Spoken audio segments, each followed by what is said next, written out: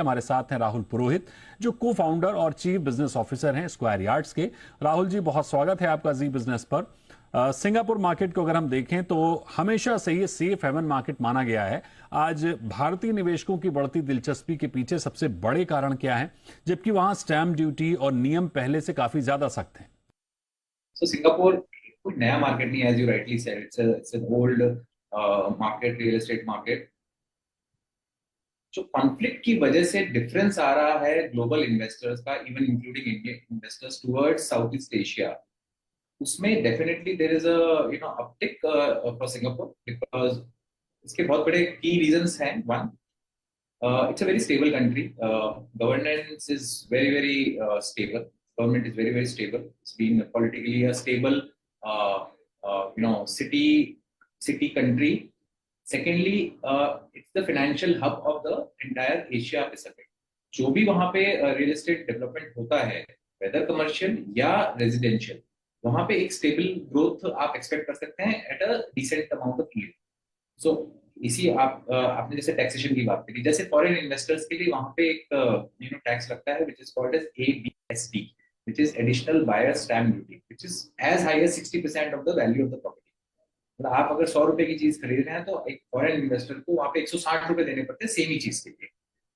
But after that also yields जो है, वहां की जो यील्ड, हम रेंटल यील्ड्स कैलकुलेट करते हैं कोई भी रियल एस्टेट इन अपॉर्चुनिटी में, चाहे कमर्शियल हो चाहे रेजिडेंशियल हो, वहां की yields are still 2.4%, which is after that 60%, which is a very decent amount given that the interest rates in that market is hovering between 3.5-4%. So still negative carry है, but long term play अच्छा है, speculative नहीं है बिल्कुल भी market, इसलिए वहां पे इन्वेस्टर्स लॉन्ग टर्म में बहुत पैसा बना पाते हैं बनस्पत दूसरे मार्केट जो मोर स्पेक्युलेटिव है, Dubai being one of them. Rahul ji, आज किस तरह के भारतीय और ग्लोबल निवेशक सिंगापुर के रियल एस्टेट में निवेश करते हैं? उनके प्रमुख उद्देश्य क्या होते हैं और दुबई, लंदन या ऑस्ट्रेलिया जैसे बाजारों की तुलना में सिंगापुर क्या अलग वैल्यू देता है? तीन तरह के लोग वहां पे इन्वेस्ट करते हैं। मैं इंडियंस की पर्सपेक्टिव से ज्यादा बात करूंगा, so that we get a more flavour about India. India के लोग वहां पे कौन से ऐसे लोग हैं जो इंडिया वाले इंडियंस इन्वेस्ट कर रहे हैं। सो एक लार्ज चंक है जो PR होल्डर है, विच इज सिंगापुर में जिसके पास में परमानेंट रेजिडेंसी का परमिट है, वो लार्ज चंक है इंडिया से वहां पे इन्वेस्ट करने। दूसरा पार्ट ये है कि जो लोग अपने बच्चों को वहां पढ़ा रहे हैं या पढ़ाना चाहते हैं, वो वहां पे रियल एस्टेट में इन्वेस्ट कर रहे हैं, ताकि उनके बच्चों का एजुकेशन टाइम, जो यूनिवर्सिटीज बहुत अच्छी है वहाँ पे और स्कूलिंग भी बहुत बढ़िया है वहाँ पे, तो उनके लिए वो वहां पे एक एसेट खरीद के, लॉन्ग टर्म एसेट खरीद के रख देना चाहते हैं, ताकि while they are studying they can stay there and after that that can be an asset for future. तीसरा एक specifically for that segment which is very high net worth individuals, they want a status home there, lifestyle home there, hence they invest there. And all this is with the bottom line that everything will give in long term larger wealth creation for the real estate opportunity what Singapore presents to them. So hence Singapore is not a common man's investment destination today also, because आपका entry point of pricing is way too high. Even smaller studios typically starts at 2.2 million SGD. So काफी सारे restrictions हैं। दूसरा, आप वहां पे you can not buy plot of land directly, और bungalow which are जो इंडिविजुअल यूनिट्स होते हैं बेसिकली, वो आप नहीं खरीद सकते विदाउट रियल एस्टेट रेगुलेटर के अप्रूवल के बिना। तो काफी एंट्री बैरियर इस मार्केट में, इसीलिए ये तीन तरह के लोग हैं जो इन्वेस्ट कर रहे हैं। राहुल जी, अगर हम मौजूदा समय में देखें तो सिंगापुर के कौन से प्रॉपर्टी सेगमेंट और लोकेशन सबसे ज्यादा अट्रैक्टिव हैं? भारतीय निवेशकों को निवेश से पहले टैक्स रूल्स और फाइनेंसिंग के किन पहलुओं पर विशेष ध्यान रखने की जरूरत है?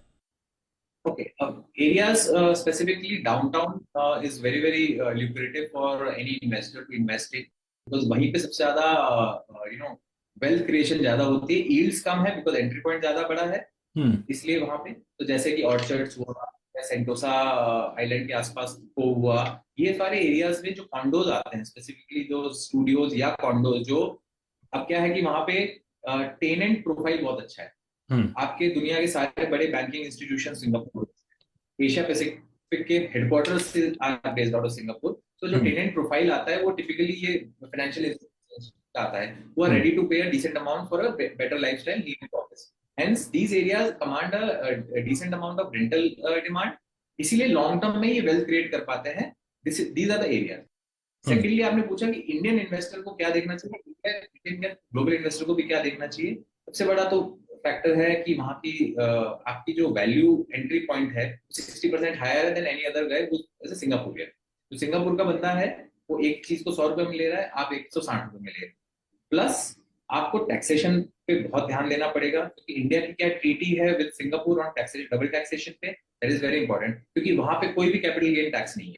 ओवरऑल लेवरेज कितना कर सकते हो आप अपनी प्रॉपर्टी को, कितना डाउन पेमेंट चाहिए हो, कितना कैश फ्लो चाहिए होगा. सो ये सब चीजों का बहुत बहुत ध्यान रखना पड़ेगा कोई भी इंडियन इन्वेस्टर को while investing in Singapore. Rahul ji, West Asia संघर्ष के चलते निवेशकों का सिंगापुर में कितना फोकस बढ़ा है? सिंगापुर के हाउसिंग और ऑफिस और कमर्शियल रियल एस्टेट के आंकड़े कितने प्रभावित हुए हैं? मैं आपका इस सवाल का जवाब दो तरीके से देना चाहूंगा.